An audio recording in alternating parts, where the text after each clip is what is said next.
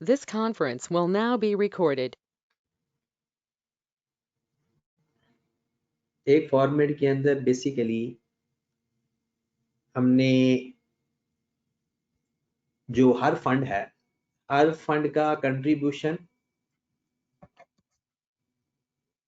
और उसका यूटिलाइजेशन हर कॉलम में अलग अलग लिखा, जर्नल फंड का एक ही बार लिखा, और जो हम नॉर्मल इनकम एंड एक्सपेंडिचर बना रहे होते हैं ना, वो जर्नल फंड का बना रहे होते हैं।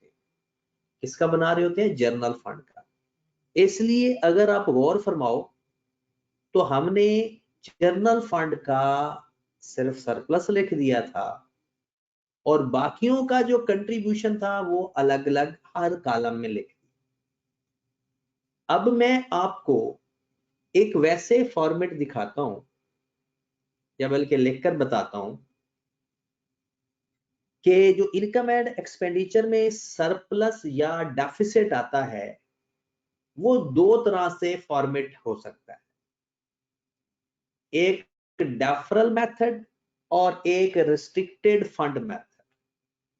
एक डेफरल मेथड और एक रिस्ट्रिक्टेड फंड मेथड, दोनों को देखते हैं बारी बारी, और फिर इसके दोनों का मैं सवाल सिर्फ उसका करवाऊंगा, statement of changes of net assets का, बस।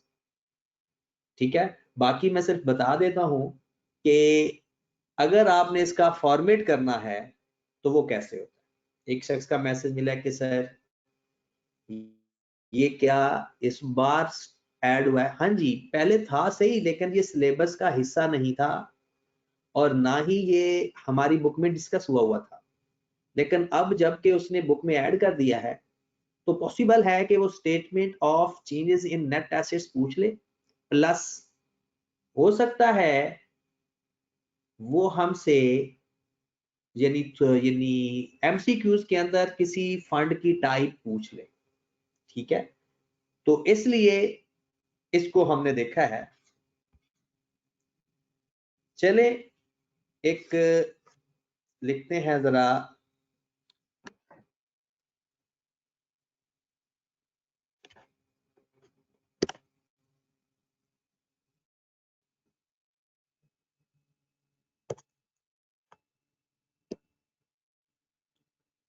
हाँ जी जनाब।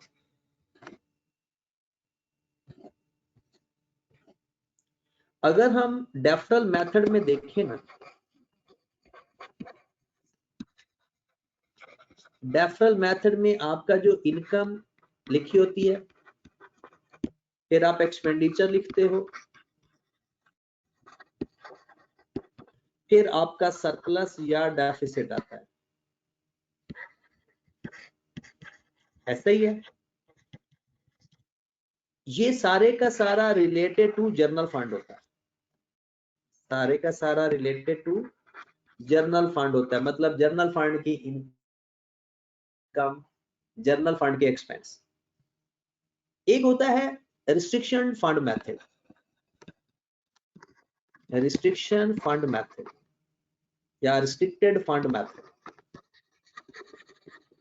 उसके अंदर भी आप ऐसे ही बनाते हो, इनकम बनाते हो, एक्सपेंडिचर बनाते हो, सरप्लस या डेफिसिट फाइंड होता है, बट यहां पर जर्नल फंड का भी बनाते हो, मतलब अनरिस्ट्रिक्टेड, रिस्ट्रिक्टेड का भी बनाते हो, एंडोमेंट फंड का भी बनाते हो,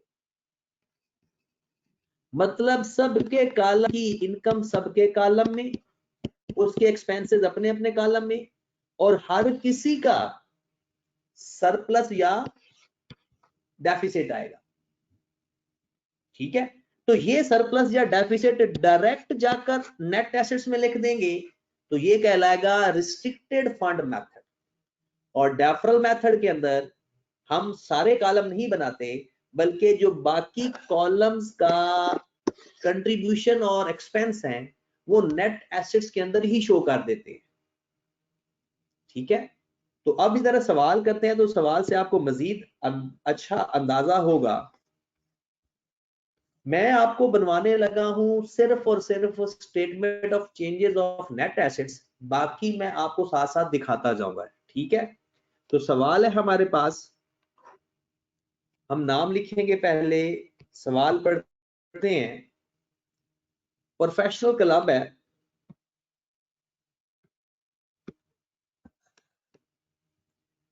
professional sports club, PSC, professional sports club, statement of changes in net assets. Method हम अभी कौन सा करने लगे हैं? Deferral method.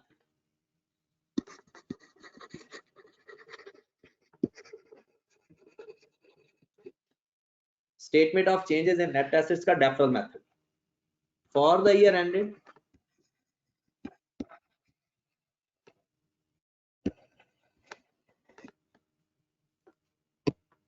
ईयर एंड हमारा क्या है जनाब? ये 30 जून 2013 का उसने डाटा दे दिया और हमसे पूछ रहा है वो 30 जून 2014 की सारी चीजें। 30 जून 2014।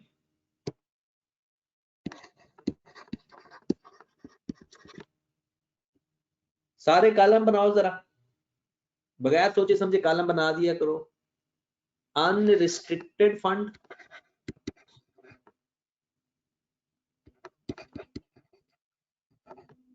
Restricted fund, internally restricted fund आपने पूरा लिखना। एक्सटर्नल रिस्ट्रिक्टेड फंड, फिर हम लिखेंगे एंडोमेंट फंड और टोटल।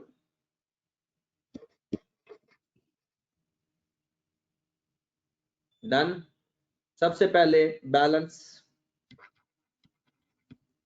एट 1/7/2013 या 30 जून 2013, एक ही बात है। सवाल पढ़ते हैं। आपको ये जो सवाल पूरा दिया हुआ है ना, इसमें statement of income and expenditure भी बताना है डेफरल मेथड के तहत, इसमें स्टेटमेंट ऑफ नेट एसेट्स भी और स्टेटमेंट ऑफ फाइनेंशियल पोजीशन। बाकी तीनों आप दोनों कर लोगे। पेपर में 90% चांसेस हैं कि इस दफा स्टेटमेंट ऑफ नेट एसेट्स आए, अगर आया तो। सवाल पढ़ते हैं और जो जो फंड से रिलेटेड बातें बताई हुई हैं वो हम पिक कर लेते हैं। जी जनाब, ये आपको बैलेंस गिवन है, ट्रायल बैलेंसेस। टोटल फंड 1 जुलाई 2003, ये टोटल फंड है। अब इसमें रिस्ट्रिक्टेड कितना है, अनरिस्ट्रिक्टेड कितना है, वो बाद में जाकर देखते हैं।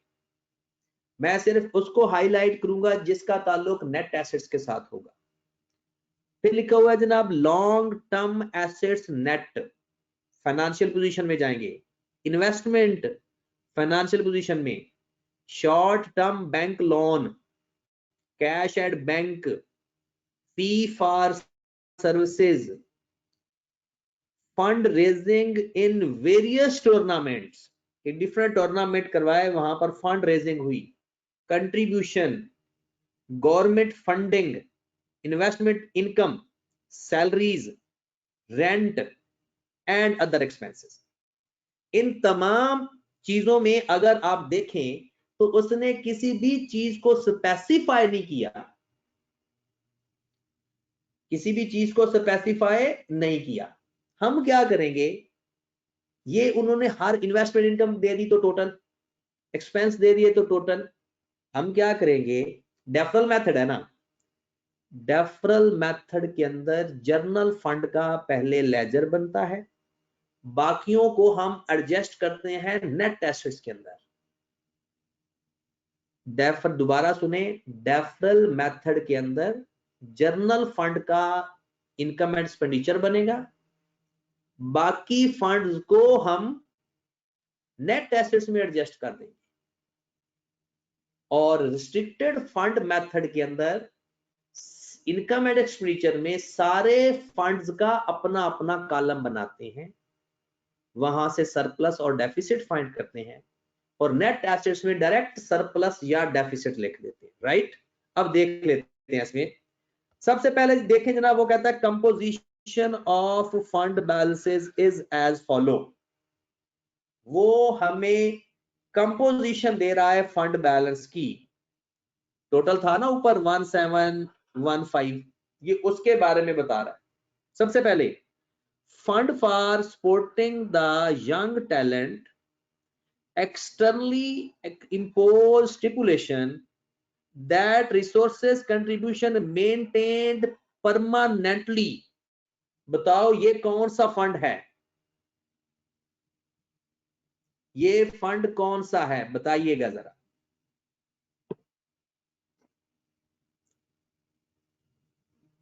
जी बहुत सारे लोग सही बता रहे हैं, ये एंडोमेंट फंड है। Resources contributed be maintained permanently, इसका मतलब है आपने जो मेन है उसको परमानेंट रखना है। तो जो है ना यंग टैलेंट, जिधर भी यंग टैलेंट का फंड आएगा वो एंडोवमेंट फंड कहलाएगा। लो जनाब, ब्रॉडाउन में एंडोवमेंट फंड में हमने लिख दिया 50 मिलियन रुपीज एंड मिलियन में कर लेते, ओके की बात। चले जनाब नेक्स्ट, एक शख्स का बड़ा प्यारा मैसेज मिला है कि सर 90% चांसेस हैं इसके। मैंने 90% की बात ये की है कि अगर इस पोर्शन से सवाल आएगा तो 90% चांसेस हैं ये नेट एसेट से आएगा। बात का मतलब ये था, ठीक है। और दूसरा सवाल आपका जो सवाल पूछा है कि मैंने पढ़ा रहा हूं, और ये सिर्फ 5 मिनट आप इसको दे देना तो ये याद हो जाएगा, ठीक है। फोकस करो जो मैं पढ़ा रहा हूं, काइंडली ना अपना फोकस चेंज करो ना मेरा फोकस चेंज करो, ठीक है मेरे भाई। जो चीज पढ़ रहे हो उस पर फोकस किया करो, इधर उधर की बातें ना सोचा करो। आपको और भी जिंदगी में बहुत परेशानियां हैं, सिर्फ फोकस किया करो जो आप पढ़ रहे होते हो। परेशान ना हुआ करे, जितना भी आप लोगों ने पढ़ लिया है उसमें आराम से पास हो सकते हो, आराम से। एक पेपर पूरा करके आना, हर कोई भी सवाल छोड़ के नहीं आना। सवाल की रिक्वायरमेंट को पढ़ना है, रिक्वायरमेंट पढ़ के जो जो आपको समझ लग रही है एक अच्छी प्रेजेंटेशन में प्रेजेंट करके आ जाना, बस पेपर इंशाल्लाह पास हो जाए। ये चीजें ना अदर बाकी चीजों को सोचने के लिए टाइम ही नहीं है आपके पास। चलिए नेक्स्ट पढ़ते हैं। लिखा हुआ है fund for gymnasium training centre externally imposed stipulation, externally imposed stipulation, stipulation की शर्तें ही होती हैं for specific use of resources. आपने ये बोलना है, ये रिस्ट्रिक्टेड तो क्लियर लिखा हुआ है, लेकिन एक्सटर्नली रिस्ट्रिक्टेड है ये भी क्लियर लिखा हुआ है, क्योंकि हमने उसके 2 कॉलम बनाए हैं। एक्सटर्नली रिस्ट्रिक्टेड फंड, जानने की बात, सिर्फ सारी बातें क्वेश्चन के अंदर लिखी होंगी, आपने सिंपल वैल्यूज लिखनी है अपनी अपनी जगह पे। Next, fund for acquiring franchise in the popular league internally impose stipulation, ये भी उसने लिख दिया इंटरनली इम्पोज्ड रिस्ट्रिक्शन। टोटल कितना है भला 17, और एंड पे उसने खुद ही बता दिया कि बाकी जितना भी है उसके ऊपर कोई रिस्ट्रिक्शन नहीं है, और ना भी वो आखिरी लिखता ना, उसने 3 बाकी बता दिए हैं, तो बाकी जो टोटल में से बाकी रिमेनिंग अमाउंट आएगी वो जर्नल फंड की होगी। क्लियर होगी बात। लो जनाब हमारे ब्रॉड ऑन हो गए पूरे 1547 और 1715 रुपीज इन मिलियन, सबके साथ या ऊपर ही एक दफा लिख देना रुपीज इन मिलियन, ओके होगी बात। अब हमने इसमें डेफरल मेथड है ना, सबसे पहले सरप्लस लिखना है। ये सवाल के अंदर आपको गिवन होगा जर्नल फंड का ओनली, जर्नल फंड का सरप्लस आएगा तो सरप्लस लिखेंगे, और अगर डेफिसिट आएगा तो डेफिसिट लिख देंगे। लेकिन इस सवाल के अंदर क्योंकि उसने बनाना है, हम खुद देख लेते हैं कि उसने सरप्लस या लॉस कितना फाइंड करके लिखा हुआ है। ये देखिए जनाब, उसने इनकम एंड एक्सपेंडिचर बनाया हुआ है सिर्फ जनरल फंड का, और ये उसका डेफिसिट आ गया। हमें पेपर में गिवन होगा, ठीक होगी बात, हमें पेपर में ये गिवन होगा, हमें बनाना नहीं पड़ेगा। और अगर बनाना भी पड़ जाए तो वो सिंपल, जैसे हमने इनकम और एक्सपेंडिचर पढ़ा हुआ है, ये वही चीज है। 242 डेफिसिट, 242 डेफिसिट। आपने फॉर्मेट याद रखना है, जो चीजें आप सारा कुछ लिख दिया करो और फिर क्वेश्चन से ढूंढ लिया करो। उसके बाद क्या लिखते होते हैं, एंडोमेंट कंट्रीब्यूशन अगर है तो वो लिखते हैं एंडोमेंट कंट्रीब्यूशन, ऐसा ही है रेफरल मेथड में। चले जी, क्वेश्चन हमारे पास लिखा हुआ है और यहां पर कंट्रीब्यूशन की सारा कंट्रीब्यूशन बताई हुई है। The detail of contribution,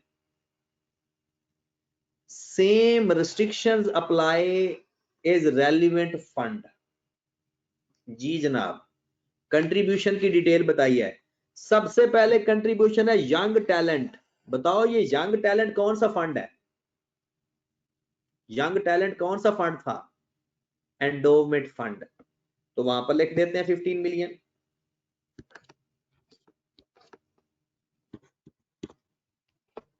okay होगी बात।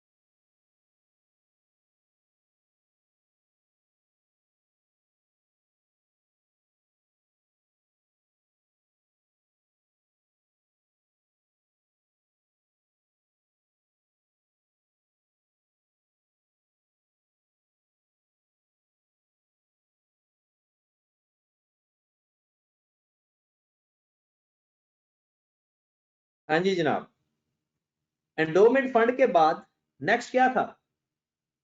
आपने वही याद रखना है अपना, वो जो रिस्ट्रिक्टेड एंड कंट्रीब्यूशन था, ये एक दफा लिख दिया करो, सारा कुछ सवाल में आ जाएगा। रिस्ट्रिक्टेड कंट्रीब्यूशन, कंट्रीब्यूशन की डिटेल उसने बताई हुई है, हमने वहां से ही देखना है। Contribution of gymnasium and training centre, और आप ऊपर देखें, उसने खुद देखें, यहां पर देखें, ये जो जिम का ट्रेनिंग सेंटर है उसके ऊपर जो आ रहा है ना खर्च, वो हमने रिस्ट्रिक्शन में लिखा था, उसमें रिस्ट्रिक्टेड, एक्सटर्नल रिस्ट्रिक्टेड में लिखा था, और उसी का कंट्रीब्यूशन आपको मिल रहा है 2 मिलियन, तो उसके अंदर ऐड कर देंगे। एक्सटर्नल रिस्ट्रिक्टेड में 2 मिलियन ऐड कर देंगे। ये टोटल में भी 15 लिखना है, माजरत।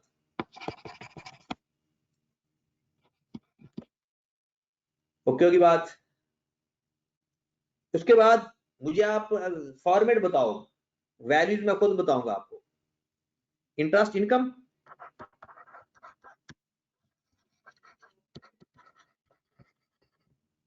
इन्वेस्टमेंट सर, वो इन्वेस्टमेंट की इंटरेस्ट इनकम ही होती है मेरे भाई। इन्वेस्टमेंट की जो इनकम है वो इंटरेस्ट इनकम ही तो होती है, आप इन्वेस्टमेंट इनकम लिख लें। हाँ जी जनाब, ये तो कंट्रीब्यूशन की डिटेल बताई है उसने, यहां पर देखें, इसको पढ़ें तो आपको पता चल जाएगा। The investment income of ₹6 million is externally restricted to be added to the principal amount of resources of young talent fund to be maintained permanently. There is no other restriction on investment income. तो ये investment income आई है permanently जो आपने fund रखा हुआ है अपने पास, मतलब के एंडोवमेंट फंड। तो ये फिर किस में 6 मिलियन ऐड हो जाएगी? एंडोवमेंट फंड के अंदर। डन। उसके बाद बताओ क्या चीज लिखी है हमने? उसके बाद डेफरल मेथड में उसके बाद क्या चीज है? Fund utilisation.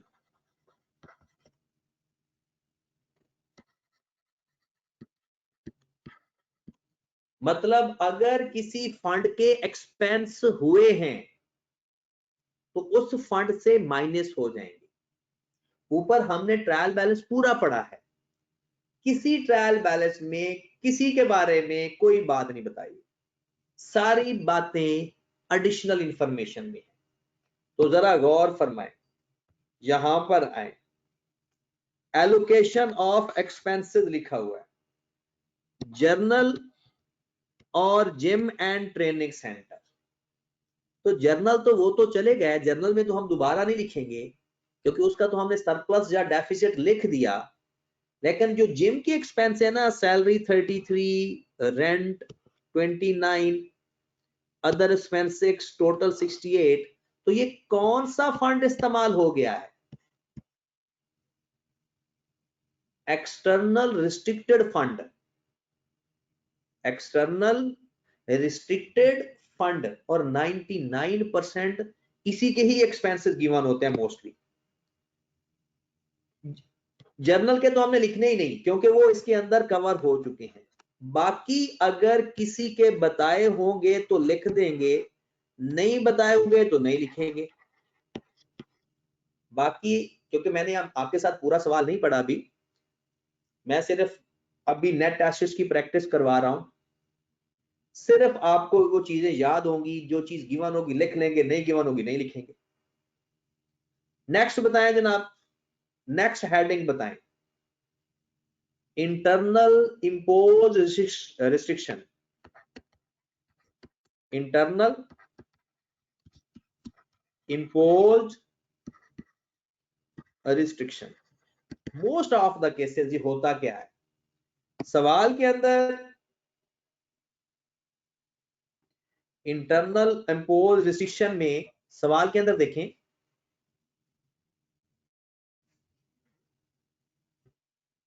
और ये कंट्रीब्यूशन की डिटेल बताई हुई है ना उन्होंने, इसको पढ़े जरा। वो कहता है जो कंट्रीब्यूशंस है ना 5700, वो कहता है ब्रैकेट में लिखे, वो कहता है unrestricted but PSC it self impose restriction. कहता है 57 सारे का सारा अनरिस्ट्रिक्टेड है, लेकिन पीएससी ने खुद रिस्ट्रिक्शन लगा दी है। वो इंटरनली रिस्ट्रिक्शंस कौन सी होती हैं? एक एक्सटर्नल रिस्ट्रिक्शन कौन लगाता है और इंटरनल रिस्ट्रिक्शन कौन लगाता है? बताएं जरा। एक्सटर्नल रिस्ट्रिक्शन लगाता है कंट्रीब्यूटर या बाहर से कोई रिस्ट्रिक्शन लगती है, और इंटरनल रिस्ट्रिक्शन लगाती है मैनेजमेंट खुद। तो वो कहते हैं ना, वैसे 5700 अनरिस्ट्रिक्टेड फंड है, लेकिन वो कहता है उसमें से ₹300 million will be allocated for acquiring franchise in a popular league। इसका मतलब है जो मेन कंट्रीब्यूशन था, जो जर्नल फंड था, उसमें से 3 मिलियन निकाल के हम इंटरनल इम्पोज में ऐड कर देंगे। अगर आप सवाल को दोबारा गौर से पढ़ो ना, कहता है जो कंट्रीब्यूशन है ना 5700, वो एक्चुअल में अनरिस्ट्रिक्टेड है, लेकिन मैनेजमेंट ने खुद 3 मिलियन के ऊपर रिस्ट्रिक्शन इंपोज कर दी है। तो अब तो वो जर्नल ना रही ना। ठीक होगी बात? अब्दुल रहमान क्या पूछना चाह रहे हो? मैंने इसको एंडोमेंट फंड में नहीं लिखा, इसको इंटरनल इंपोज रिस्ट्रिक्शन में लिखा है। जर्नल फंड से निकाल दिया, जनरल फंड से निकाल दिया, क्योंकि जनरल फंड में तमाम इनकम, वो आपने 68 उसके अंदर लिख दिया इंडोमेंट में। ये अच्छा किसी और की बात कर रहे हो, सही कह रहे हो आप।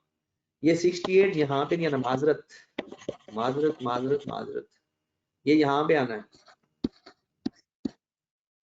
ये यहाँ पे नहीं आना, वो सही पता नहीं चला, 68 डोमेट में नहीं आना। चलें जी, last one is transfer. Transfer हमेशा वो खुद बताएगा, अपनी तरफ से कुछ नहीं करना। ट्रांसफर वो हमेशा खुद बताएगा, और बताएगा भी एडिशनल इंफॉर्मेशन में।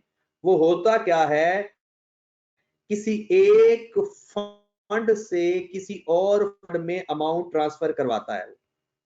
लास्ट एडजस्टमेंट पढ़ के मुझे बताएं किस फंड से किस फंड में जा रहे हैं, 7वीं एडजस्टमेंट। बाकी जितनी भी एडजस्टमेंट है ना, वो actually statement of financial position और इनकम एंड एक्सपेंडिचर की हैं, इसलिए मैं उसको इग्नोर करवा रहा हूं। ठीक है, मैं सिर्फ नेट एसेट्स की इंफॉर्मेशन आपको पढ़वा रहा हूं बस। लिखा हुआ है, a part of the agreement with contributors of supporting the young talent, PSC is required to allocate 5 million from unrestricted fund to the restricted fund annually. किस फंड से किस फंड में जा रहे हैं? जनरल फंड से 5 मिलियन निकाल के यंग टैलेंट फंड में लेकर जा रहे हैं। तो यंग टैलेंट फंड कौन सा है? Endowment fund. यहां से 5 माइनस कर देंगे और यहां पर 5 ऐड कर देंगे, टोटल में 0 हो जाएगा इफेक्ट। सर लॉस खत्म हो गया सवाल हमारा। एक्सक्यूज मी सर, एट जी, सर ये जो इंटरनली इम्पोज्ड रिस्ट्रिक्शन थी 3 मिलियन की, वो भी तो फिर ट्रांसफर में आनी चाहिए थी।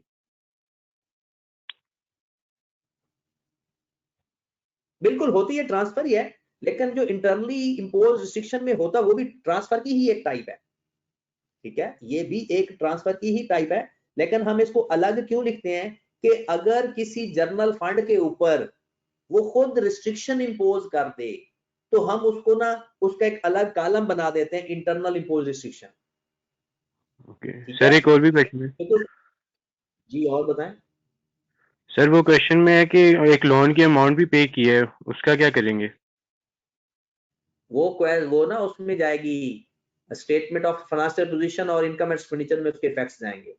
हमने सिर्फ कंट्रीब्यूशन को देखना है, और वो कंट्रीब्यूशन भी जो जनरल फंड के कंट्रीब्यूशन होंगे ना, वो ऑलरेडी रिकॉर्ड हो चुके हैं सरप्लस के अंदर या डेफिसिट के अंदर।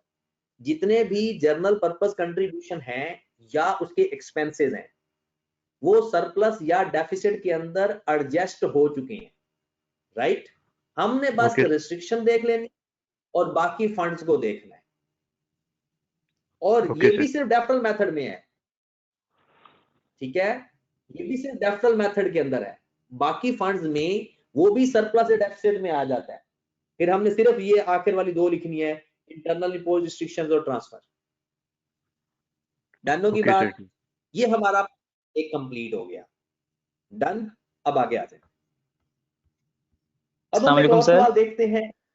वालेकुम सलाम सर। अब जिस तरह ये इंटरनल फंड है, एक्सटर्नल या एंडोमेंट फंड, सर इसको हम जो इनकम एंड एक्सपेंडिचर बनाएंगे या स्टेटमेंट ऑफ फाइनेंशियल पोजीशन, उनमें कहां पर लिखेंगे?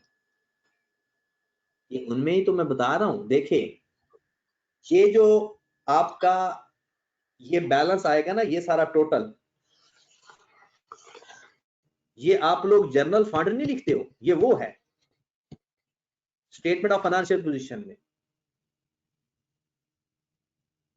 इसका जो टोटल होगा वो सब फंड के नाम से अलग अलग आ जाएगा। ये जनरल फंड इतना पड़ा हुआ है, वो इक्विटी का पोर्शन जिसे हम कहते हैं नॉर्मली। चलें जनाब, और बाकी इनकम एंड एक्सपेंडिचर वैसे के वैसे है।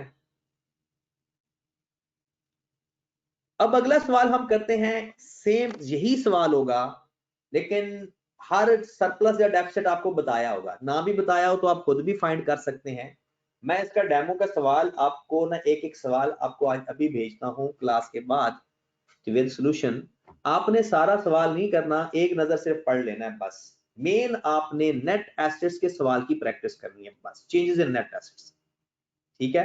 बाकी ये सवाल वही है जो आपने पहले किए हुए हैं, नई चीज इसमें कुछ भी नहीं है, सेम सवाल है। अब उस सवाल के अंदर हमने मेन देखना है कि अब हमने स्टेटमेंट ऑफ चेंजेस जो बनानी है इसी सवाल की, PSC statement of changes in net assets.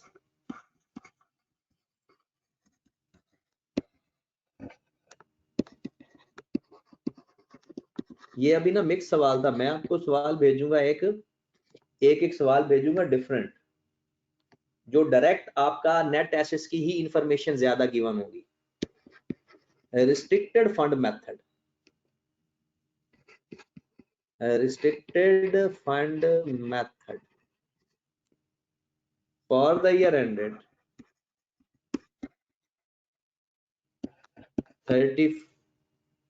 31st, जो भी डेट गिवन होगी वो लिख लेंगे। 30 जून था ना, 30 जून 14। उसी सवाल को दोबारा देख लेते हैं, नाम लिख लें पहले अब सारे, कौन कौन से फंड थे। Unrestricted fund, internal restricted fund, external restricted fund, endowment fund और टोटल। आपने पेपर में पूरे लिखने हैं। हाँ जी जनाब, सवाल नेक्स्ट क्वेश्चन है,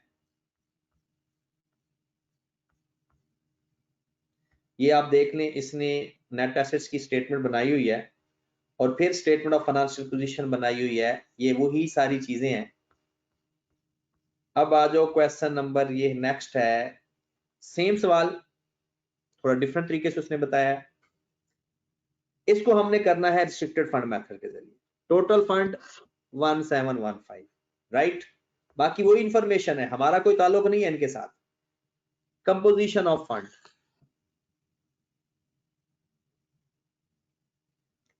कंपोजिशन ऑफ फंड,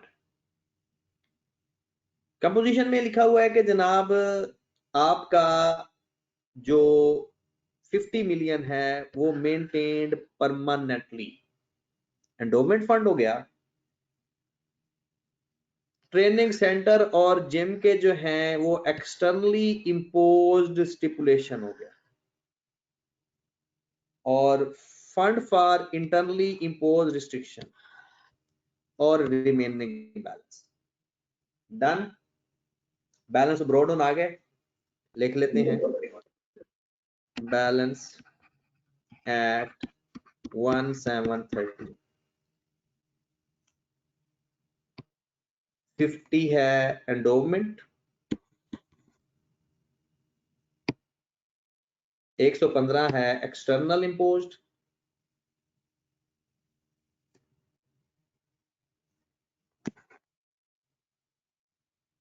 115 है ना, और इंटरनल रिस्ट्रिक्टेड इतना है, टोटल है 1715। और जो बचेगा वैसे सवाल के अंदर भी उसने बताया हुआ है 1547। अब इसमें हमने सरप्लस या डेफिसिट सबका अलग अलग बताया होगा। यहां सवाल से भी मैं आपको दिखाता हूं, सबका अलग अलग बताया होगा। इसमें वो सारे कॉलम नहीं लिखेंगे, कंट्रीब्यूशन का, इन्वेस्टमेंट इनकम का, फंड यूटिलाइजेशन का, कोई कॉलम नहीं आएगा, बल्कि उसका नेट बैलेंस लिखा जाएगा डायरेक्ट। अब सवाल से मैं आपको दिखा देता हूं, यहां पर देखें कि अगर ये रिस्ट्रिक्टेड फंड वाला काम करें तो आपके कुछ कॉलम इस तरह से बनेंगे। ये देखें जनाब, ये इनकम है, ये एक्सपेंडिचर्स हैं, हर फंड का अलग अलग बनाया हुआ है, हर फंड का। पहले डेफरल मेथड में सिर्फ जनरल फंड का होता है कॉलम, इसमें हर फंड का कॉलम अलग अलग है। ये जरा गौर फरमाएं, पिछले सवाल में ये 15 कंट्रीब्यूशन था, 6 इनकम थी, 21 एंड पे बैलेंस आ गया। और अगर आप गौर फरमाएं रिस्ट्रिक्टेड पे 2 कंट्रीब्यूशन था, 68 उसके ऊपर एक्सपेंस था, वो फंड यूटिलाइजेशन का, सेम चीज 66 आ गया, और 242 वही जनरल फंड का लॉस आया हुआ। तो ये चीज आपको अवेलेबल होगी, हर फंड का सरप्लस और डेफिसिट बताया होगा। अब हम ये चीजें दोबारा जाकर नेट एसेट्स में नहीं लिखेंगे, बल्कि सबका सरप्लस और डेफिसिट लिख देंगे जिस जिसका गिवन है। तो 242 डेफिसिट बताया हुआ है अनरिस्ट्रिक्टेड का, इंटरनल इंपोज के बारे में कुछ नहीं बताया, इसका बताया हुआ है जनाब 66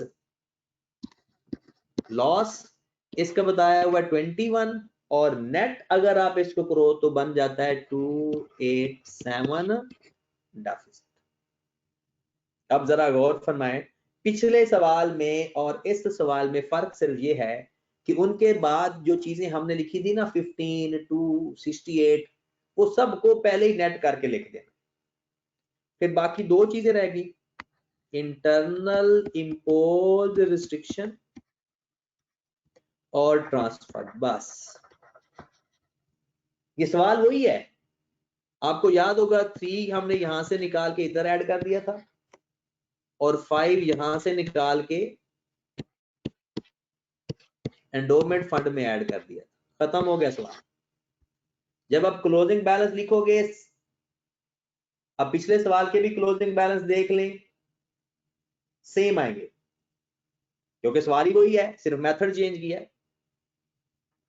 बैलेंस एट 30th June 1297, 3 से 3 ऐड किया 6, 115 माइनस 66, 5 दे 49, 50 प्लस 51 प्लस 5 76, और टोटल कर लो 1428। अब आप देखें जरा, सवाल सेम है, डिफरेंस का पता चल गया। चले जनाब, अब चेंजेस ऑफ नेट एसेट्स वाला काम हमारा कंप्लीट हो गया। आपने मुझे बताना है क्या आपके पास कैपेसिटी या नियत है कि मैं एक IS 8 का सवाल करवा दूं आपको? जी बताएं, IS 8 का इस करने की कैपेसिटी है? चले जनाब, ज्यादा मैसेज आया कि सर करवा दें, ठीक है, चले कर लेते हैं, गुड्डो की बात। हाँ जी, सवाल, ये सवाल आपने किया हुआ है पहले, सिर्फ इसके अंदर हम IS 8 ऐड करेंगे। ये क्वेश्चन आपने पहले किया हुआ है, मैं इसमें सिर्फ और सिर्फ IS 8 की इंफॉर्मेशन ऐड कर देंगे। सवाल जैसे ही आपके सामने आएगा आपको पता चल जाएगा कि ये सवाल है कौन सा। अच्छा, अब मैसेज आ रहे हैं कि सर ना करवाएं। चलें, ये देखें, ये सवाल आपने किया हुआ है statement of changes in equity के अंदर, state of changes in equity के अंदर, राइट जी।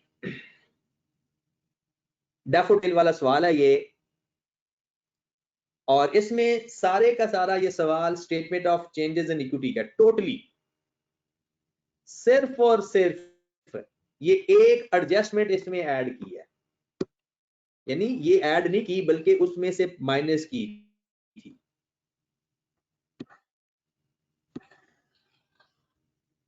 ओके की बात? हाँ जी, पढ़ना शुरू करें।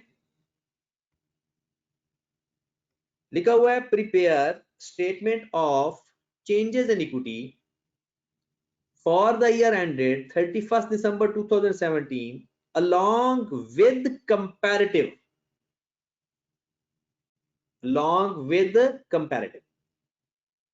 हमने, चले कुछ लोग कह रहे हैं घबरा गए हैं। तो वैसे तो मेरा प्लान यही था कि कल मैं 2021 के पेपर ही डिस्कस करूं, तो अभी मैं आपको गवर्नमेंट ग्रांट के बारे में बता देता हूं फिर, ठीक है। गवर्नमेंट ग्रांट, आप statement of finance, sorry cash flow statement में गवर्नमेंट ग्रांट क्या चक्कर करती है। सर ये क्वेश्चन करवा दें। मैं तो करने के लिए तैयार हूँ, कुछ लोग ना घबरा गए हैं, सर बल्कि मैं तो कहता हूँ ये कहते हैं गवर्नमेंट सर ग्रांट करवा दें। थोड़ा सा करवा कर लें। एक्सक्यूज मी सर, चले पर अब शुरू करते हैं। सर इसकी एडजस्टमेंट ही बता दें, बस एक ही चेंज है। नहीं, इसमें रिटेन अर्निंग का पूरा कॉलम चेंज हो जाना है, बस सिर्फ रिटेन अर्निंग का कॉलम चेंज हो जाएगा, बाकी सारा सवाल वही है। सवाल हमने ये पहले किया हुआ है। तो लिखा हुआ है for the purpose of preparation of statement of change in equity year and, वो डैफोडिल्स लिमिटेड एक्सट्रैक्ट किया हुआ है 2015, 2016 और 2017। नेट प्रॉफिट हर साल का बता दिया, 2014 का भी, 15 का भी, सॉरी 15, 16 और 17 का। ट्रांसफर टू जनरल रिजर्व ये भी बता दिया, ट्रांसफर टू इंक्रीमेंटल डेप्रिसिएशन ये भी बता दिया, फाइनल कैश डिविडेंड, और ये हमें पता है कि जो फाइनल डिविडेंड जिस साल का होता है ना, रिकॉर्ड अगले साल होता है। फिर आगे जनाब एडिशनल इंफॉर्मेशन में 25% right shares issued on 1st May 2016 at ₹18 per share. The market price per share immediately before the entitlement date is ₹18 also. ये जो चेंज भी हो जाती ना, हमने जिस पे इशू किए हैं हमने वही लिखने थे। फिर है a bonus issue of 10% was made on 1st April 17 as final dividend. 2017 का फाइनल डिविडेंड मतलब है 2016 का, रिकॉर्ड 2017 में हो जाएगा। कहता है bonus issue of 10% was made on 1st April as a final dividend of 2016। 50 million right shares were issued 1st July 2017, 15 per share. The market price after that date is 25 per share. तो हमने तो 25 को देखना ही नहीं है, हमने जिस पे शेयर इशू किए हैं उसी पे ही लेने हैं। A bonus issue 15% was made on 1st September 17 as interim dividend. फिर आएगा जनाब इंटरिम डिविडेंड जिस साल का होता है उसी साल में ही रिकॉर्ड करते हैं। ये है extra additional information.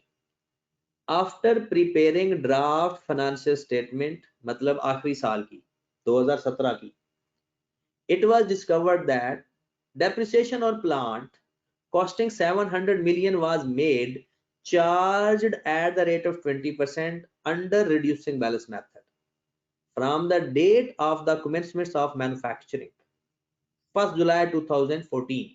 However, the plant was available for use on 1st Feb 2014. कहता है कि हुआ ये कि हमने एक डेप्रिसिएशन चार्ज की हुई है एक एसेट्स की, हमने उसको मैन्युफैक्चर करना स्टार्ट किया था, यानी उससे मैन्युफैक्चरिंग करनी स्टार्ट की थी 1st जुलाई 2014 को, बट उसकी डेप्रिसिएशन हमने चार्ज करना शुरू की जब मैन्युफैक्चरिंग शुरू की 1st जुलाई 2014 को। वो एसेट अवेलेबल फॉर यूज था 1st Feb 2014 को। तो बताएं क्या गलती हुई? डेप्रिसिएशन स्टार्ट कर दी 1st जुलाई को, गलती ये हो गई कि डेप्रिसिएशन करनी थी 1st Feb 2014 से जब एसेट अवेलेबल फॉर यूज था।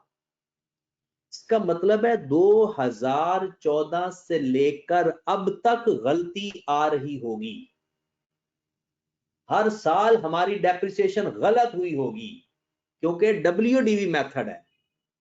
अगर होता ना स्ट्रेट लाइन मेथड तो सिर्फ पहले साल में गलती होती। अब तो हर साल हमारी डेप्रिसिएशन गलत आई होगी। हमारे एसेट गलत हो गए होंगे लेकिन एसेट हमने ठीक नहीं करने। इसमें हमने statement of changes in equity ठीक करना है, सिर्फ रिटेन अर्निंग अफेक्ट होगा बाकी सवाल वैसे का वैसे पुराना सवाल। बात समझ लगी? अब मैं एक वर्किंग करता हूं, उस वर्किंग को हम ऐड करते जाएंगे, बल्कि आगे हुई फर्दर उसी वर्किंग को ही कंटिन्यू करते जाएंगे। सबसे पहले क्योंकि कंपैरेटिव बनाना है 2017 का और 2016 का साथ बनाना पड़ेगा, और 2016 के लिए हमें 2016 का ओपनिंग चाहिए, और उसका ओपनिंग मिलेगा 2015 के क्लोजिंग से। उसका ओपनिंग कहां से मिलेगा? 2015 के क्लोजिंग से। तो ऐसे ही है ना? चलें जनाब, बिस्मिल्लाह करते हैं। सबसे पहले मैं एक वर्किंग करवा देता हूं, ये वर्किंग बड़ी इंपॉर्टेंट होगी सवाल के करने के लिए। लिख लो, बल्कि स्टेटमेंट ऑफ डैफोडिल्स है ना नाम, अब डीएल लिख लो, daffodils limited. Statement of change in equity, statement of changes in, अच्छा थोड़ा सा अकल इस्तेमाल लाजमी किया करो, बहुत जरूरी होता है। सिर्फ रट्टा ही ना लगाया करो चीजों को, अकल का इस्तेमाल किया करो और उसको परखा करो अकल की कसौटी पर, फिर चीजें आपको समझ भी लग जाएंगी और याद रखने में भी आसानी होगी। फॉर द ईयर एंडेड 31 दिसंबर 2017, जी वही पुरानी चीजें। मुझे तो यकीन है बल्कि कि आप सब ने ये चैप्टर तैयार कर लिया होगा, statement of changes in equity का। शायद ही कोई शहजादा इंसान हो जिसने अभी इसको नहीं छेड़ा होगा। शेयर प्रीमियम, वही सारी चीजें, जनरल रिजर्व, रिटेन अर्निंग,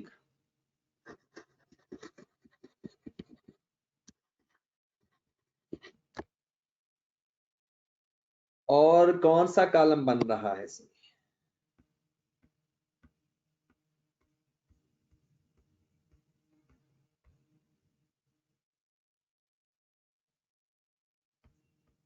हाँ जी, ट्रांसफर ऑफ इंक्रीमेंटल डेप्रिसिएशन, इसका मतलब है रिवैल्यूएशन सरप्लस का भी बनेगा।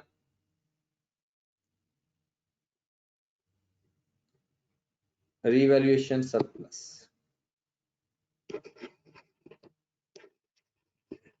और टोटल डन। सबसे पहले आपको पता है कंपैरेटिव बनाने के लिए पिछले साल के स्टार्ट से शुरू करेंगे। बैलेंस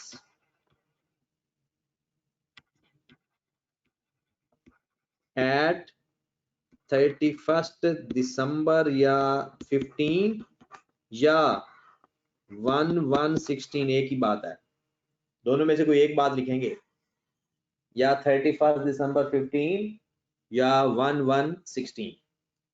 शेयर कैपिटल का बैलेंस दिया हुआ है सवाल के अंदर 1600 इन मिलियन है, 10 ईच है। उसके बाद जर्नल रिजर्व बताया हुआ है, जर्नल रिजर्व है 1850, और रिटेन अर्निंग। अब जो हमारी गलती हुई है, क्या उस गलती से ये जो रिटेन अर्निंग का बैलेंस गिवन है जिसके अंदर प्रॉफिट आया हुआ है, क्या उस गलती से इस रिटेन अर्निंग को रीस्टेट करने की जरूरत है या नहीं? ये जो 1430 प्रॉफिट गिवन है, क्या इस पे कोई अफेक्ट आया होगा? सब कह रहे हैं आया होगा, क्योंकि गलती हो गई थी 2014 के अंदर। इसका मतलब है चाहे आप लिख लो बाद में रीस्टेट कर लें, या पहले इधर आकर रीस्टेट करके ही लिखते हैं, ठीक है? यहां पर रीस्टेटेड करके ही लिखते हैं, ओके की बात। और यहां पर हम लिख देंगे बैलेंस के साथ रीस्टेटेड। चलें जनाब, आज जो वर्किंग करते हैं और साथ साथ काम भी करते हैं। Working number 1, wrong depreciation, correct depreciation, ये सारी चीजें आप लोग खुद जज करोगे। एसेट खरीदा कब था? एक डेट है 1 Feb 2014, 1 Feb 14, और एक डेट है 1/7/14, बल्कि डेट इसके ऊपर ही चाहे लिख लो, वो ज्यादा सही रहेगा। ये किस डेट को एसेट लिया हमने? रॉन्ग डेप्रिसिएशन कब से लेना शुरू की? 1/7/14 को, और लेनी किस डेट से थी? 1/2/14 को। एसेट की कॉस्ट कितनी है? 700 मिलियन। 31 दिसंबर 2014। आप मुझे बताएं, जो रॉन्ग डेप्रिसिएशन आई होगी कितने महीनों की आई होगी? जो उसने डेप्रिसिएशन चार्ज की होगी वो कितने महीनों की चार्ज की होगी? 6 महीनों की। 6 महीनों की डेप्रिसिएशन कितनी आ रही है? 6 महीनों की डेप्रिसिएशन कितनी आ रही है? 87.5। 87.5। और डेप्रिसिएशन आनी कितनी चाहिए थी? Multiplied by 25% multiplied by, depreciation आनी कितने महीनों की चाहिए थी? 11 महीनों। 11 महीनों की डेप्रिसिएशन कितनी आती है? 11 महीनों की डेप्रिसिएशन कितनी आती है? 161। कोई 164.4 कह रहा है, वो कोई 160 कह रहा है। 160.4 कर लेते हैं। क्या हो गया है? मुझे अब कैलकुलेटर खुद ही करना पड़ेगा। 700 मल्टीप्लाइड बाय 0.25 मल्टीप्लाइड बाय 11/12, 160.42। और पिछली डेप्रिसिएशन भी एक डिजिट और कर लेते हैं फिर। 700 multiplied by 25% multiplied by 6 divide by 12, वो यही आ रही है। अब आप मुझे बताएं, उसने डेप्रिसिएशन चार्ज की है 87.5, एक्चुअल में डेप्रिसिएशन चार्ज होनी थी 160.42। उसने डेप्रिसिएशन कम चार्ज की या ज्यादा चार्ज की? या इस फर्क से डेप्रिसिएशन पे क्या फर्क पड़ेगा?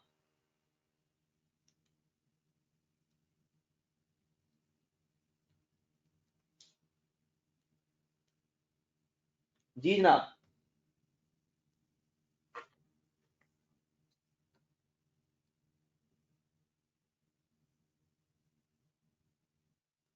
बात क्लियर होगी ना? कितना फर्क पड़ा?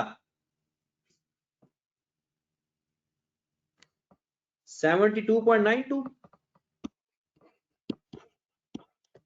72.92। इससे मैं प्रॉफिट कम करूंगा या ज्यादा? प्रॉफिट अपना कम कर दूंगा। डन। अच्छा, ये कौन सी डेट है? ये तो 31 दिसंबर 2014 का प्रॉफिट ठीक हुआ। फिर आ जाओ नेक्स्ट ईयर 31 दिसंबर 2015। 700 में से 85.5 माइनस करें, 87.5। बुक वैल्यू निकाले ना,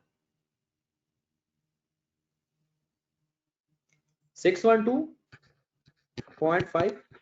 और करेक्ट बुक वैल्यू भी फाइंड करें।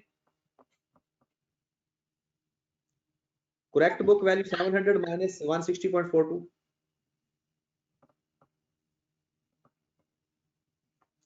539.58। फिर इसका 25%, फिर इसका 25%। अब मैं 2015 पे हूं। 2015 की डेप्रिसिएशन लेते हैं, करेक्ट भी और रॉन्ग भी। 31 दिसंबर 15। जी जनाब, रॉन्ग डेप्रिसिएशन कितनी आई? 153.1। 153.1 और करेक्ट डेप्रिसिएशन क्या आई? 134.89। इसका डिफरेंस क्या आया? डेप्रिसिएशन चार्ज करनी चाहिए थी 134, उसने चार्ज कर दी 153। जी जनाब, कितना फर्क आ गया? 18.21। पहले उसने जो डेप्रिसिएशन चार्ज की थी अंडर चार्ज की थी, कम चार्ज की थी, अब उसने ओवर चार्ज कर दी। गलत है 153, और अगर ये सही काम होता तो डेप्रिसिएशन होनी थी 134। अब उसने डेप्रिसिएशन ओवर चार्ज कर दी। हमने पहुंचना है किस साल तक?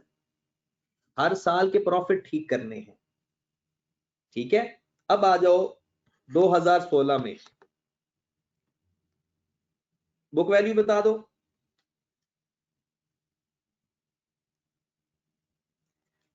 गलत भी और सही भी। 459.4 और सही बुक वैल्यू भी बता दो। करेक्ट बुक वैल्यू भी बता दो। 404.6। हमने जाना 2017 तक, 31 दिसंबर 2016। जी मेरे भाई, इसका भी 25% ले लो, इसका भी 25%। 114.85 और करेक्ट कितना आ गया? 101.17।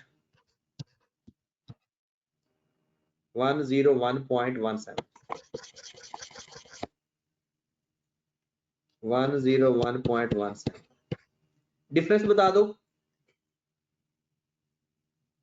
ओवर चार्ज या अंडर चार्ज? 344 13.68 ओवर चार्ज, ज्यादा डेप्रिसिएशन चार्ज कर दी 2016 में, ठीक है। चलो जी, आखिरी साल आ गया, परेशान हो, सवाल हमारा एरर ठीक हो रहे हैं और उसके बाद बस फॉर्मेट बनाना है। जी जनाब, आ जाओ जरा, बुक वैल्यू बता दो। 344.55 और करेक्ट भी बता दो। 303.52। अब इसकी भी डेप्रिसिएशन ले लो। 31 दिसंबर 17, इसका भी 25% ले लो, इसका भी 25% ले लो। जी रॉन्ग कितनी आ गई? 25%।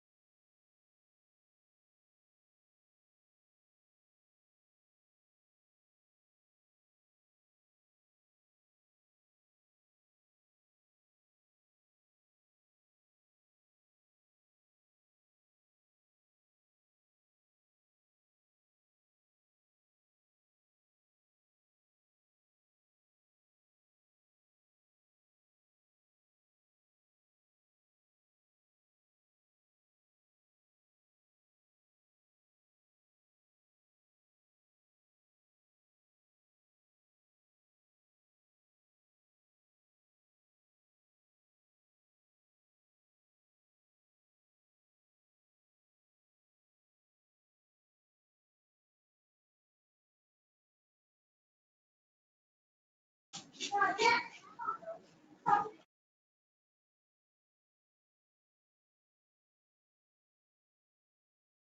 जी जनाब, जरा काइंडली बताइएगा दोबारा डेप्रिसिएशन फाइंड करके 86.14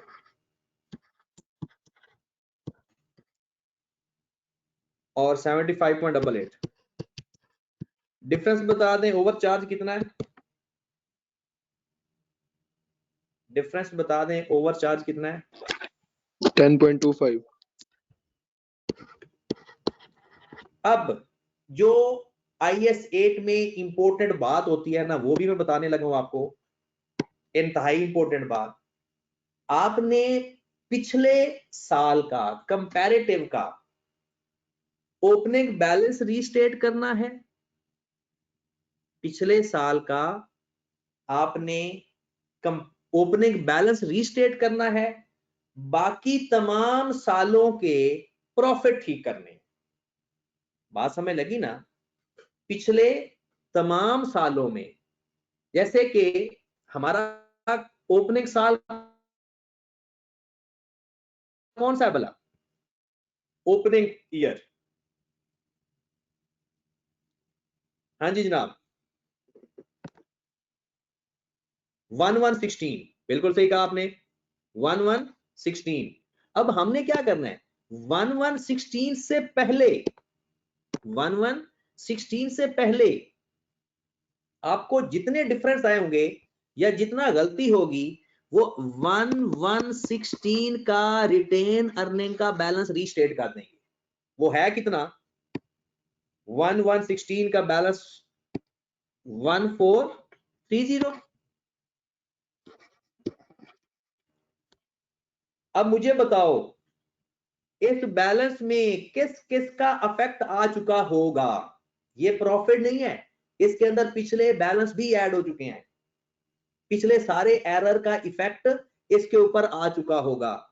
जो 2014 में आपने अंडर डेप्रिसिएशन लिखी होगी वो भी, जो 2015 में ओवर डेप्रिसिएशन लिखी होगी वो भी, 2016 उसके प्रॉफिट को ठीक कर देंगे, 2017 उसके प्रॉफिट को ठीक कर देंगे, लेकिन इनसे पहले ओपनिंग बैलेंस को रीस्टेट करना जरूरी है। क्लियर होगी बात? तो मैं क्या करूंगा, इस 1430 में जो 72.92 से अंडर डेप्रिसिएशन चार्ज हुई होगी, तो मैं जब उसको डेप्रिसिएशन सही करूंगा तो मजीद डेप्रिसिएशन चार्ज कर दूंगा, और जो ओवर डेप्रिसिएशन चार्ज हुई होगी उसको रिवर्स कर दूंगा। बात समझ लगी या नहीं? क्या किया मैंने? ये IS 8 के पूरे के अंदर यही करना है आपने। एरर और स्टेटमेंट ऑफ अकाउंटिंग पॉलिसीज के अंदर, एरर और अकाउंटिंग पॉलिसीज के अंदर एस्टिमेशन में तो हम रीस्टेट करते नहीं है पिछले साल, तो हमने क्या करना है, पिछले साल का ओपनिंग बैलेंस रीस्टेट कर देना है, बाकी सिर्फ प्रॉफिट ठीक करते जाना है बस। जी बताएं कितना आंसर आ गया इसका? रीस्टेटेड 137.5.29। डन। चले जनाब, चलते हैं। अब अपना सवाल शुरू हो गया, समझो। अब समझो आपका सवाल शुरू हो गया। आपने रीस्टेटेड बैलेंस लिख लिया, रिटेन अर्निंग का आपका बैलेंस आ गया 1375.3 कर लो 29। रिवैल्यूएशन सरप्लस का कोई बैलेंस गिवन है आपको? सवाल के अंदर रिवैल्यूएशन सरप्लस का कोई बैलेंस गिवन है?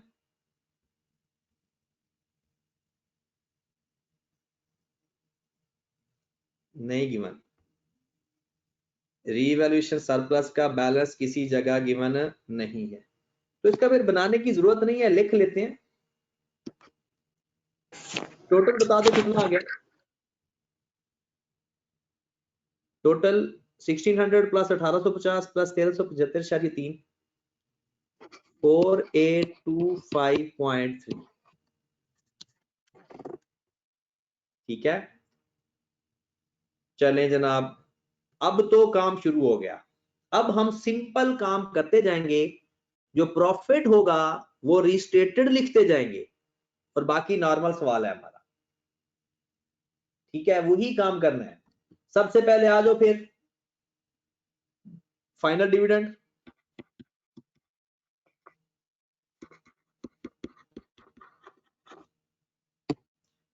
भाई जो ये देखो ना, ये जो 2015 का फाइनल डिविडेंड है 7.5%, ये कब पे करेंगे? 2016 में। तो कर देते हैं 1600 का 7.5% लें। जिस बंदे ने ये टॉपिक रिवाइज किया हुआ है उसने तो ये सवाल भी किया होगा। 120 कैश डिविडेंड है तो रिटेन अर्निंग से माइनस हो जाएगा। कैश डिविडेंड है तो रिटेन अर्निंग में से माइनस हो जाएगा। ओके होगी बात। फिर आप देखें 1 मई 2016 को राइट शेयर इशू किए। 1 मई 2016 को राइट शेयर इशू किए 18 रुपए के हिसाब से। राइट शेयर हाँ जी जनाब 18 रुपए। 18 रुपए में 10 रुपए तो हैं उसके शेयर कैपिटल के और 8 रुपए हो जाएंगे 18 में 15 रुपए का इशू किया 18 रुपए किया और 8 रुपए किसके हो जाएंगे? शेयर प्रीमियम के। तो 25% आपने किया है तो 1600 का 25% लें। जो आंसर आएगा उसको 10 से मल्टीप्लाई करेंगे तो शेयर कैपिटल, और अगर 8 से मल्टीप्लाई करेंगे तो शेयर प्रीमियम। 400 शेयर कैपिटल में, 320 शेयर प्रीमियम में, और टोटल अमाउंट 720 टोटल के अंदर। डन होगी बात। इंक्रीमेंटल डेप्रिसिएशन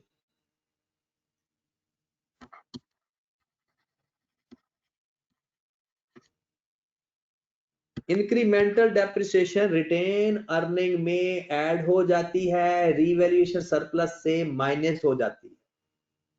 तो यही पढ़ा हुआ है ना हमने, ठीक है। लेकिन क्योंकि क्वेश्चन के अंदर इसका बैलेंस नहीं गिवन तो चाहे कॉलम ना भी बनाते और अगर बना भी दिया तो कोई मसला नहीं है। रिटेन अर्निंग में ऐड करना है, रीवैल्यू सरप्लस से माइनस करना है, लेकिन रीवैल्यू सरप्लस का बैलेंस नहीं गिवन तो चाहे तो आप ऐड कर दो, सरप्लस का कॉलम ना बनाओ। ये सवाल है पुराना। पुराने सवालों में जो रिवैल्यूएशन सरप्लस होता था तब वो रिटेन ये इक्विटी का पार्ट नहीं था, अब इक्विटी का पार्ट होगा। अब जब सवाल आपको आएगा ना तो यहाँ कोई ना कोई सरप्लस की अमाउंट गिवन होगी। इंक्रीमेंटल डेप्रिसिएशन के बाद लिखते हैं प्रॉफिट फॉर द जी।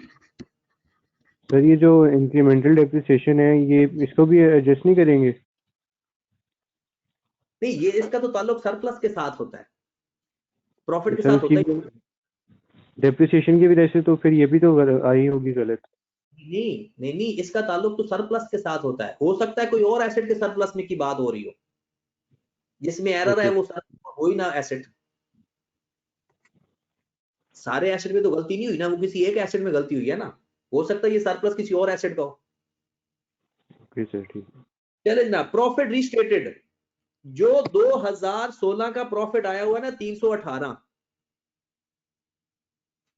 जो 2016 में 318 का प्रॉफिट आया हुआ है ना, ये रीस्टेट कर दे।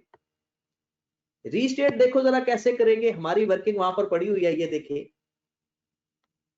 ओवर डेप्रिसिएशन चार्ज कर दी हुई है, प्रॉफिट है 316 का 318।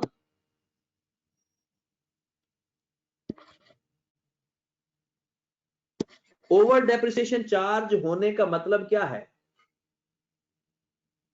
कि उसने प्रॉफिट कम कर दिया तो 13.68 ऐड कर देते हैं, प्रॉफिट ठीक हो जाएगा हमारा। कितना आ गया? 331.68।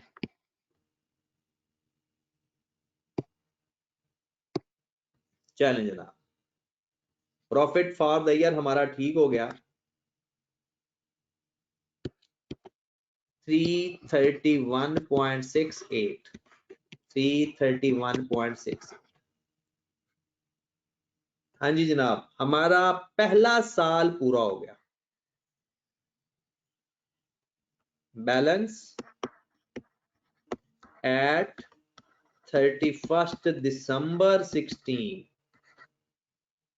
कितना आ गया? 1600 प्लस 400 2000। शेयर प्रीमियम टोटल कितना आ गया? ऊपर कुछ भी नहीं था तो 320। जनरल रिजर्व कोई चेंज नहीं आया जनरल रिजर्व में, तो जैसे थे वैसे आ गए। रिटेन अर्निंग का बैलेंस मुझे बता दें। रिटेन अर्निंग का बैलेंस 1635.98 1635.97 या 98 जो भी आ रहा है।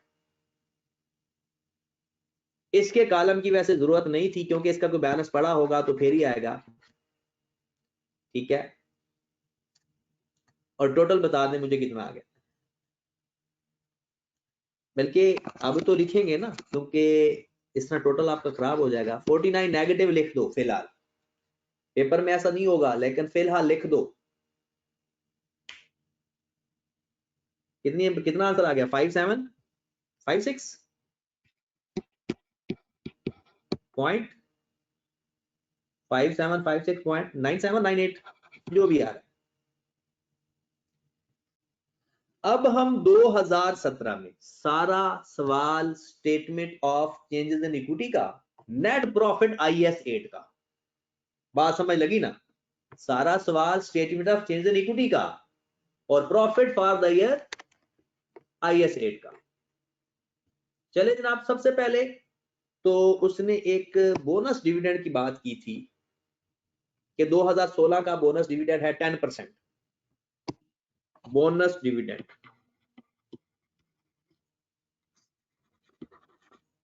200 का 10% लेंगे तो 2000 का रिटेन अर्निंग में से माइनस कर देंगे और शेयर कैपिटल में ऐड कर देंगे। राइट शेयर इशू किए 50 मिलियन, 50 मिलियन के 15 रुपए के हिसाब से, तो 10 रुपए के हिसाब से शेयर कैपिटल में और 5 रुपए के हिसाब से शेयर प्रीमियम में। बात समझ लगी ना? फिर इंक्रीमेंटल डेप्रिसिएशन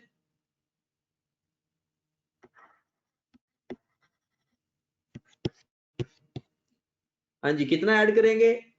इंक्रीमेंटल डेप्रिसिएशन कितनी है अगले साल की? है ही नहीं। इंक्रीमेंटल डेप्रिसिएशन 2016 की थी, 2017 में नहीं है, तो ये लिखने की भी जरूरत नहीं है। चलें जनाब, इसके अलावा क्या चीज है? नेट प्रॉफिट लिख लें।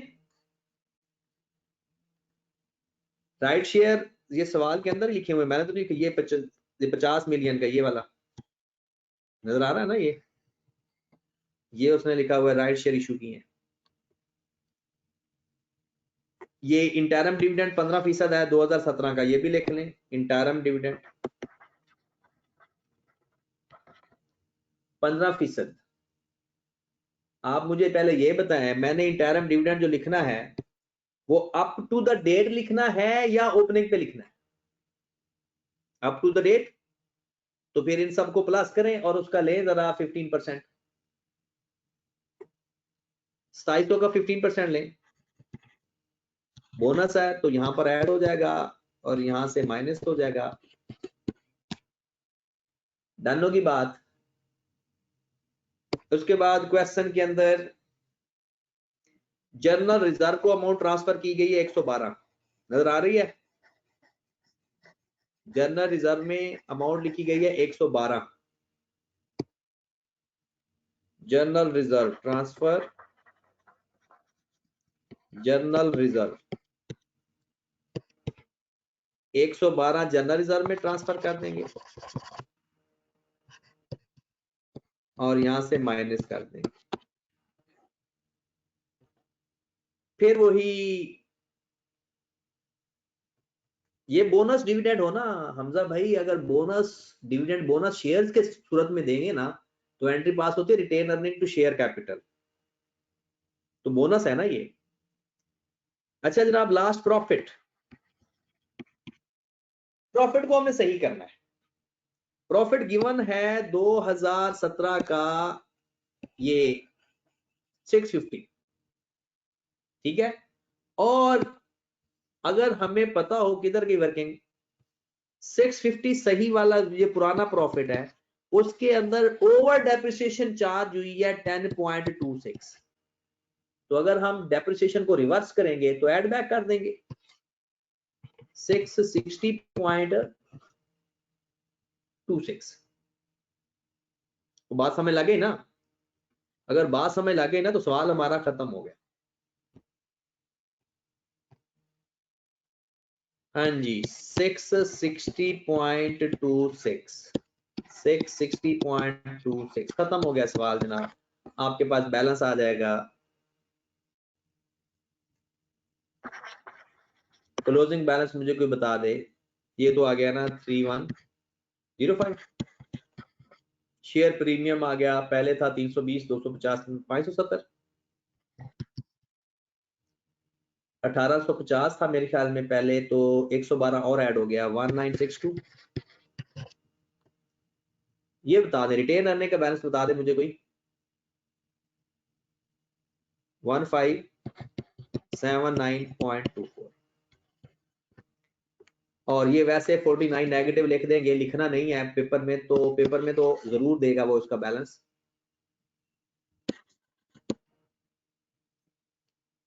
हमजा भाई कह रहे हैं 75 गिवन है। ये 75 उस सवाल में गिवन है जिस सवाल में हमने statement of change in equity का सवाल किया था, उसमें अज्यूम वो तो सवाल बनाया ही इस तरह का था ना, इसमें नहीं गिवन। मुझे तो नजर नहीं आया, अगर गिवन है तो फिर लिख लो 75, ठीक है। तो ये था हमारा statement of change equity with IAS 8। आपने देखा कि सिर्फ और सिर्फ हमने किसको ठीक किया, हमने किसको ठीक किया, सिर्फ रिटेन अर्निंग के बैलेंस को, बाकी नहीं। और रिटेन अर्निंग में भी पिछले साल के ओपनिंग बैलेंस को रीस्टेट करना है, बाकी डायरेक्ट प्रॉफिट रीस्टेट लिखते जाना है, ठीक है। फिर बाकी किसी का रिटेन अर्निंग का बैलेंस हमने लेना ही नहीं। हाँ जी मेरे भाई, क्या ख्याल है? चलें फिर गवर्नमेंट ग्रांट की एडजस्टमेंट मैं कल बता दूंगा आपको कैश फ्लो के अंदर, ठीक है। अपना ख्याल रखिएगा और अपने माँ बाप को आप भी ख्याल रखा करें और उनसे दुआएं भी लें अभी, ठीक है। ओके जी, अल्लाह हाफिज।